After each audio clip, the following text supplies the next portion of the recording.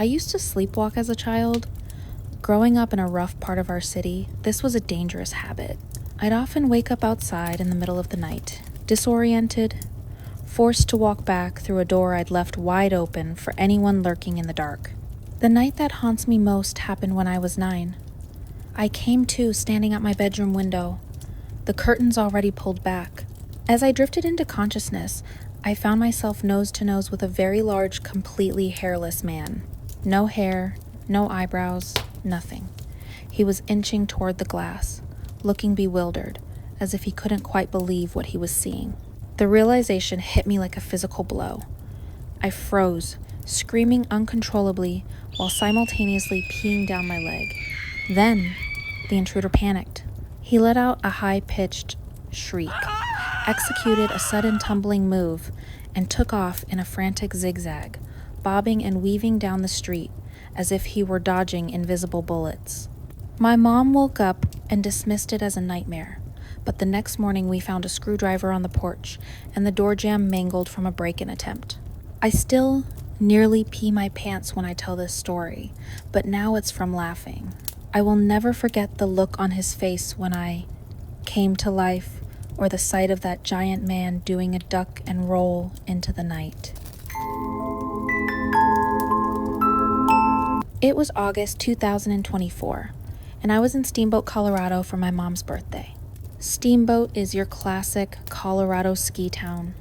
Not as big as Aspen or Vail, but populated enough to feel like encounters with wildlife should be fewer and farther between within city limits. Or so I thought.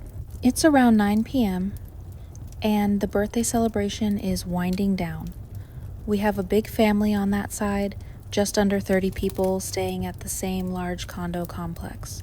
The party was at the community center in the middle of the complex. That building was built into a hill, so the first floor opened into an unlit parking lot, and you could access the second floor and third floor from a locked gate.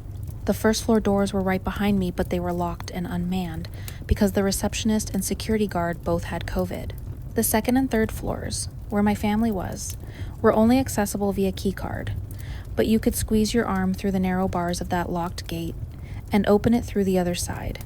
Most of the other adults had been drinking, but I'd been recovering from altitude sickness, so I was sober when I snuck downstairs and out front to go smoke a joint. There was a little swinging bench, about 20 or 30 feet from the gate, and the sky was clear and filling with stars as the night creeped in, so I settled in to watch some shooting stars and decompress. I could hear my nieces and nephews in the distance, recording a TikTok to Hot to Go. I still can't listen to that song without thinking about this. Anyways, I was swinging and stargazing when all of a sudden I see something burst through the thick foliage directly across the parking lot, around 50 yards from me. The only lights were from the building behind me, and for a second I thought it was a large, shaggy dog. It was not a dog. It was a massive black bear, and it was galloping straight at me. I've always wondered how I'd react in a near-death situation, but everything they tell you about moments like that are true.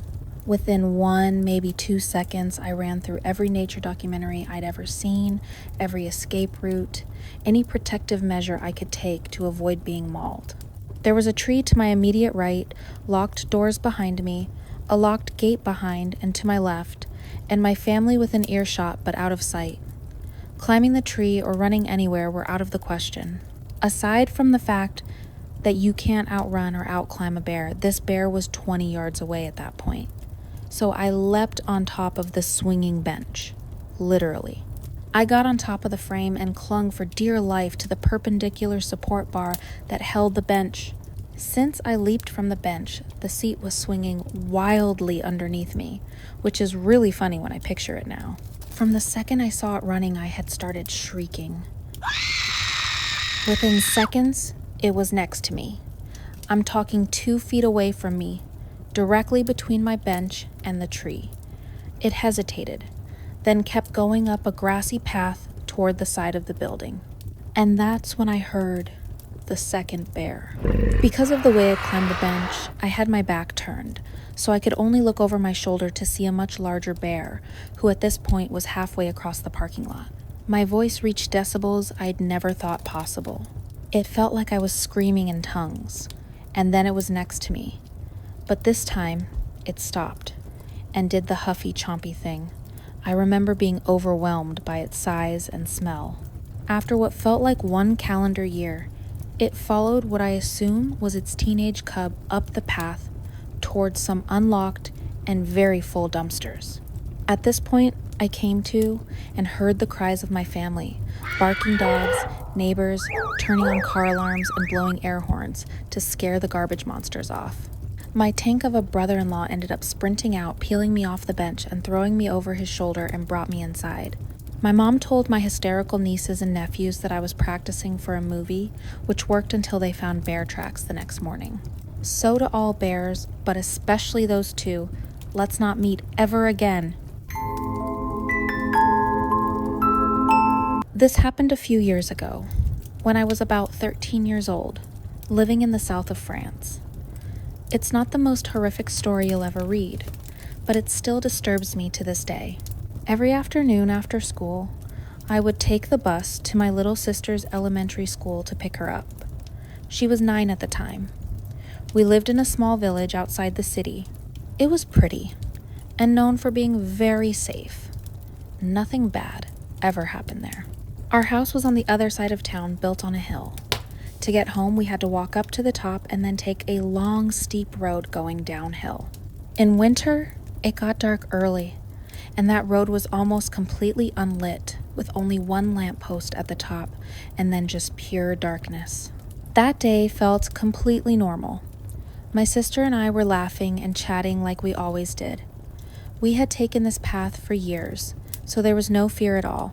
When we reached the top of the hill and started walking down, something suddenly felt wrong. I can't explain it properly, but I had this overwhelming sense of unease, like my body knew something my mind hadn't caught up to yet. Instinctively, I turned around. That's when I saw her. An old woman was walking behind us. I knew almost everyone in that neighborhood, and I had never seen her before. What immediately struck me was how fast she was walking, far too fast for someone her age. I was absolutely certain no one had been behind us before. I always paid attention to our surroundings because my sister was so young. When the woman noticed me looking at her, she smiled. It wasn't a friendly smile. It was unsettling. Something about it made my stomach drop. I'd met hundreds of elderly people in that village, but I had never felt this kind of fear before. I didn't say anything to my sister. I didn't want to scare her. I just kept walking, trying to act normal. At that point, our house was only about 300 meters away. Suddenly, without explaining anything, I said to her, "Run." She looked confused but trusted me, and we both started sprinting. I glanced behind us, and that's when my blood ran cold.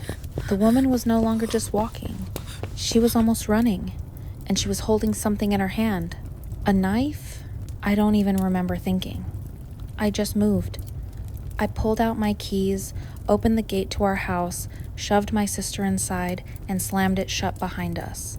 I told my sister to go into the house immediately, while I stayed outside for a moment, shaking, trying to make sure the woman hadn't followed us in.